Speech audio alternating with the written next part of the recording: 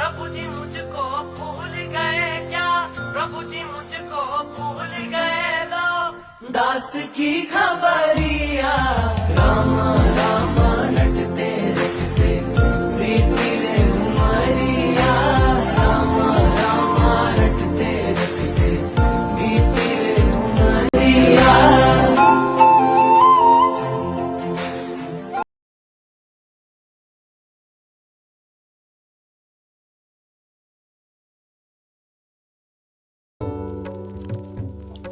Welcome back to the channel मंडळी. आज आपण चाललो आहोत महाराष्ट्रातील एक अतिशय पवित्र, ऐतिहासिक आणि मन शांत करणाऱ्या ठिकाणी, सज्जनगड येथे. कारने गडाकडे चढताना एकदम वेगळीच वाईब येते. हे रस्ते, हा वारा आणि आजूबाजूची शांतता, ऑटोमॅटिकली माइंड सेट होतो की आपण एका डिवाइन जागेकडे चाललो. हा बघा सज्जनगडाचा बोर्ड. आता खरा प्रवास सुरू. पुढे एकदम भारी व्ह्यूज आणि स्वामींचं स्थान आपली वाट बघते. आता आपण उभे आहोत गडासमोरच्या पार्किंग मध्ये. इथूनच पुढे गड चढायला खरी सुरुवात होईल. चला तर मग वेळ न दवडता सुरू करूया आजचा सज्जनगड प्रवास. सज्जनगड हे समर्थ रामदास स्वामींचं कर्मभूमी स्थान, आणि आज मी तुम्हाला या पूर्ण प्रवासात सोबत घेऊन जाणार आहे, सुरुवातीपासून शेवटपर्यंत.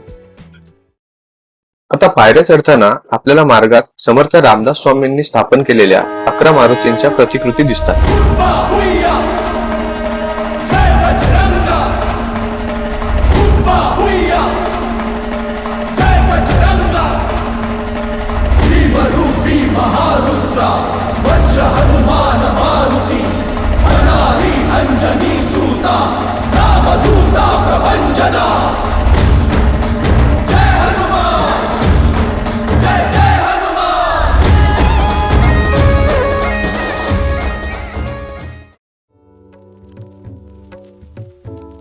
आता आम्ही महादरवाजाकडे निघालो.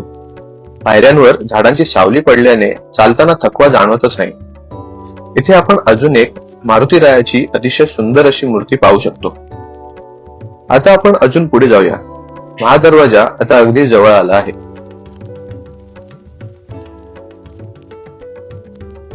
तर आता हळूहळू पायऱ्या चढत आपण आलो आहोत सज्जनगडाच्या महादरवाजाजवळ. इतिहासातला कित्येक वर्षांचा वारसा इथे उभा आहे. आणि आता पुढे व्लॉगची सूत्र माझा मित्र गणेश सांभाळणार आहे.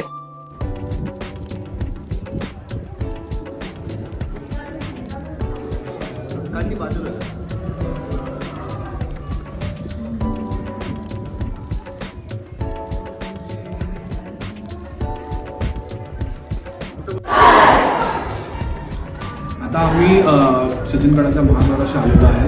आणि हा गड म्हणजे रामदास स्पर्शाने पावन झालेला गड आहे. आणि हा सकाळी गड पहाटे 5 वाजता ओपन होतो आणि रात्री 9 वाजता पण होतो. याच्यातून आम्ही म्हणतो काय बघतो आपण जाणूया.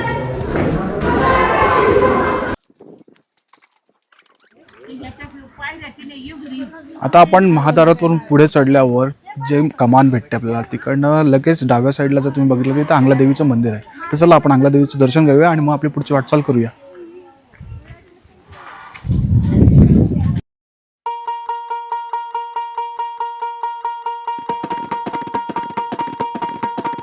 अगधाव आई ठाई ठाई दैत्य मातला, अन संपू देत काळ दुष्ट बंधनातला. अगधाव आई ठाई ठाई दैत्य मातला, अन संपू देत काळ दुष्ट बंधनातला. आता त्रिशूळ तू हातात आई घे, बळकेच आज संबळाला दे. अन अंबाबाई गोंधळाला ये, अन अंबाबाई गोंधळाला ये, तुळजा भवानी गोंधळाला ये. हे श्री समर्थांनी स्थापित केलेलं अंगला देवीचं मंदिर आहे. आणि या तुम्हाला अजून एक इंटरेस्टिंग जागा दाखवतो.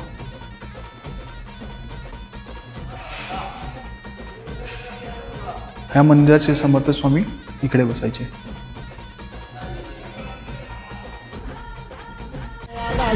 प्रलयातून जगा,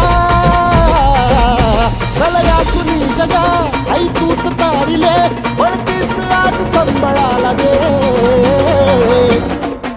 अंबाबाई गोंधळाला ये, अगं अंबाबाई गोंधळाला ये, तुळजा भवानी गोंधळाला ये, अगं काळूबाई गोंधळाला ये. सज्जनगडावर आंगलाई देवीचं एक छोटस मंदिर, समोर शिवलिंग, नंदी आणि तुळशी वृंदावन. खूप साधं पण मनाला समाधान देणारं आहे. मंदिराजवळच्या कड्यावर उभं राहिलं की दिसतं हे अफाट निसर्ग रूप. दरीत उतरत जाणारा निसर्ग आणि वर देवीचं संरक्षण, देवीची कृपा, शिवाचा आशीर्वाद आणि निसर्गाचं सानिध्य. आता आपण मंदिराकडून परत किल्ल्याकडे निघालोय.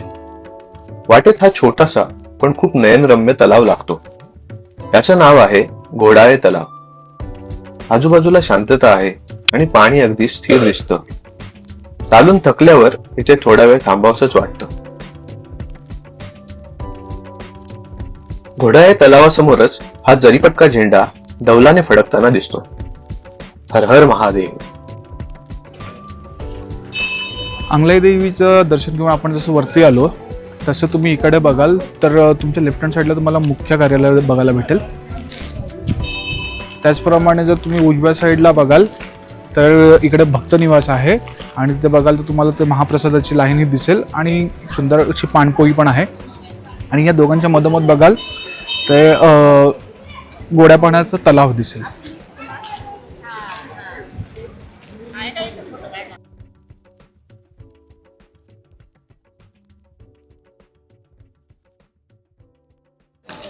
आता तुम्ही इथे एक वीरगळ पाहू शकता. तर वीरगळ म्हणजे काय आहे? एखाद्या युद्धात वीरमरण आलेल्या व्यक्तीच्या स्मृती प्रित्यर्थ अशा प्रकारे कोरलेल्या स्मृतिशयांना वीरगळ असं म्हणतात. या सर्वात खालच्या थरात प्रत्यक्ष युद्ध, त्यानंतर दुसऱ्या थरात स्वर्गीय अप्सरा त्या वीराला नेण्यासाठी आलेल्या, तर तिसऱ्या थरात तो वीर शिवपिंडीची पूजा करताना दाखवलेला असतो. असे वीरगळ महाराष्ट्र आणि कर्नाटकात मोठ्या प्रमाणात 12व्या व 13व्या शतकात कोरले गेले.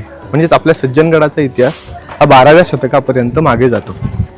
आता तुम्ही पाहतात हे श्री समर्थ रामदास स्वामी व भगवान श्रीधर स्वामी यांचे चरण पादुका मंदिर आहे आणि आम्ही आता त्यात प्रवेश करत आहोत.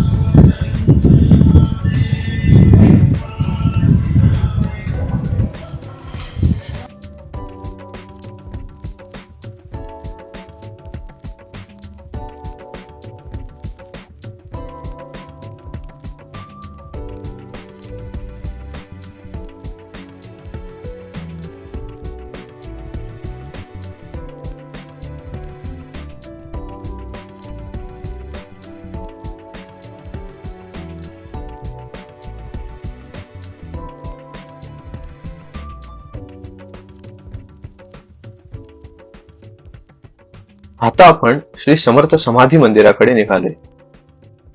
मंदिर परिसरात जाण्याआधी इथे शूज काढून आम्ही पुढे निघालो.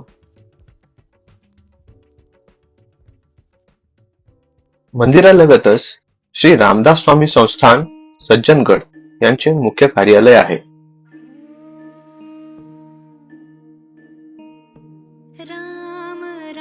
हे मंदिर श्रीराम आणि श्री समर्थ समाधी मंदिर म्हणून ओळखले जाते.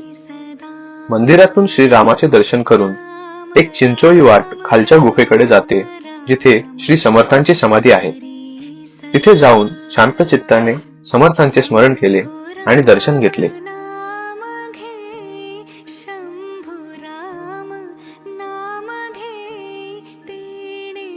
मंदिर परिसरातच श्री समर्थ शिष्या श्री वीणा स्वामी वृंदावन आहे.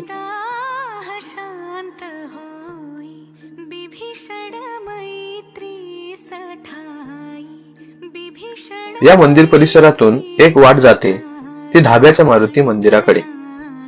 हे मंदिर गडाच्या अगदी एका टोकावर आहे. त्या मंदिराकडे पोहोचायला साधारण 10 ते 12 मिनिटे चालावं लागतं.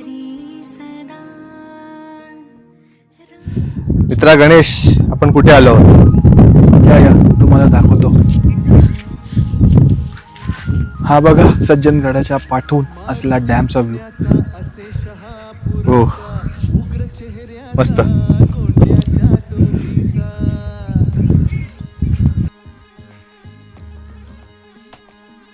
हा मसूरचा हनुमान देखणा छान, होता दर्शन तयाचे लागते ध्यान. तुम्ही तिथे समोर बघताय ना, आता आपण तिकडे चाललोय धाब्यावरच्या मारुती मंदिराकडे. चला या.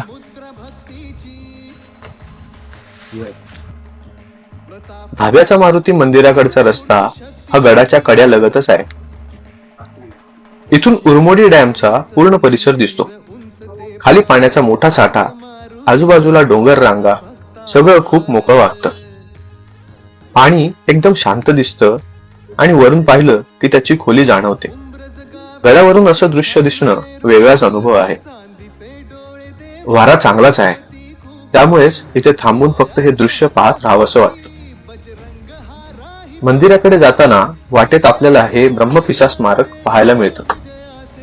या स्मारकाचा इतिहास इथे लावलेल्या माहितीच्या बोर्डवर दिलेला आहे. गुरु शिष्याच्या प्रेमाचं, भक्तीचं आणि श्रद्धेचं हे स्मारक आहे. ब्रह्मपिसा स्मारकाकडून आता आपण पुढे धाब्याचा मारुती मंदिराकडे निघालो. मंदिर गडाच्या टोकावर आहे, त्यामुळे आजूबाजूचा बॅकग्राऊंड पण खूप ओपन दिसतो. हे आहे श्री समर्थ स्थापित धाब्याचा मारुती मंदिर. आत मारुती रायाच्या मूर्तीसमोर नतमस्तक होऊन थोडा वेळ शांत उभे राहिलो.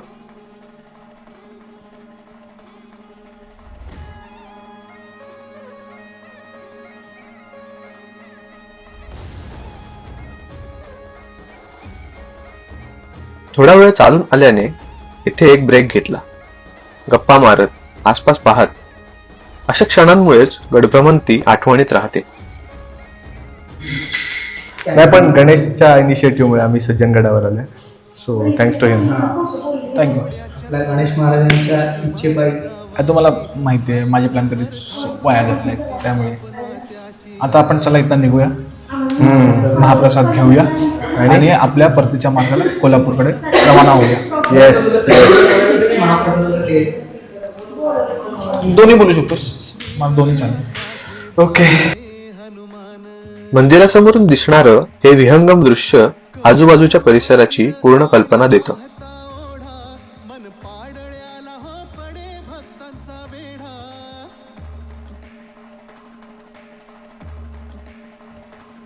आम्ही आता या धाब्याच्या मारुती मंदिरावरून इकडे आलो, पण तुम्ही बघाल ना तिकडनं जाताना खूप आमचे पाय भाजत होते, त्यामुळे आम्ही आज जरा गवताचा मार्ग घेतलाय.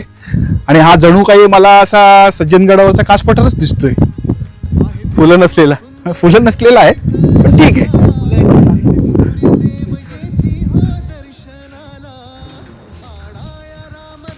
धाब्याचा मारुती मंदिराकडून आम्ही पुन्हा श्री समर्थ समाधी मंदिराकडे पोहोचलो.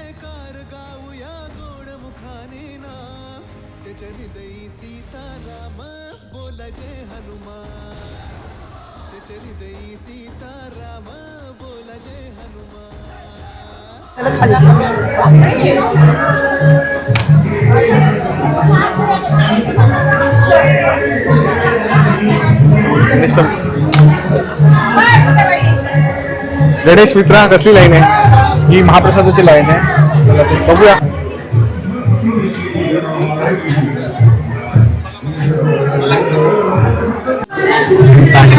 महाप्रसादाचा फक्त एकच तास लागला. अतिशय सुंदर जेवण आहे. जर कोण सज्जनगडावर येत असेल तर मी रिकमेंड करेन त्यांनी 100% महाप्रसादाला लाभ घ्यावा. कारण महाप्रसादाचं टायमिंग फक्त दुपारी 12 ते 1:30 वाजेपर्यंत असतं. तुम्हाला महाप्रसाद घ्यायचा असेल तर थोडं लवकर या.